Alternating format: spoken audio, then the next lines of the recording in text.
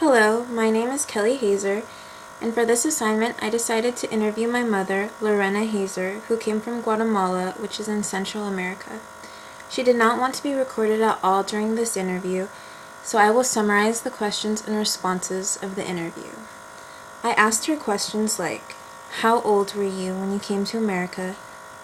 Why did you decide to come to America? Were you scared to come to America? Did you know anyone when you came to America? How long did it take to get to America? Are you happy in America? How did you learn English? Was living in America difficult without knowing any English? Do you regret coming to America? And if you could do it all over again, would you? My mom came to America when she was 18 years old. She decided to leave Guatemala because she wanted a better life and future.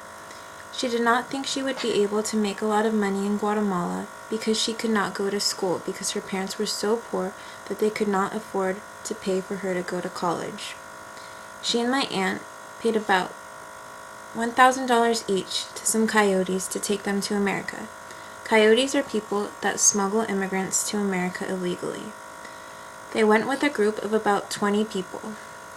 My mom was scared to be with the coyotes because she did not know if they would kill her or rape her. She was upset to be away from her family because she knew she would miss them so much. My mother said the journey to America was about a week long. They did a lot of walking and took hour-long bus rides. They had to cross a river and travel through Mexico. In Mexico, they were caught by Mexican immigration, but one of the coyotes my mom was traveling with paid the Mexican immigration to let them keep going.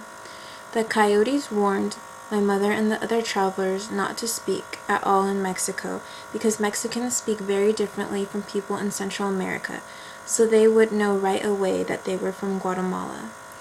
My mom and my aunt and the others immigrating to America had to climb mountains and hide from American immigration under trees because there were a lot of helicopters around searching.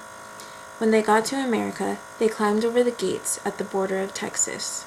There, my mom's aunt picked her up and took my mom and my aunt to Los Angeles. They lived in LA for about a year and then they moved to Simi Valley, California. My mother's aunt introduced my mom to a family that she knew in Simi Valley. It was a couple who just had a baby and were looking for a live-in nanny. The couple were both police officers, but they agreed not to turn my mom in because she was illegal, because they really needed a nanny to work for them. It was hard for my mom to communicate with Americans because she didn't know any English. My mom learned English by watching Sesame Street and other shows with the baby that she took care of, and listening and repeating sentences that the family that she lived with would say. She thought since the family knew she was illegal, they took advantage of her by paying her little for all the work that she had to do.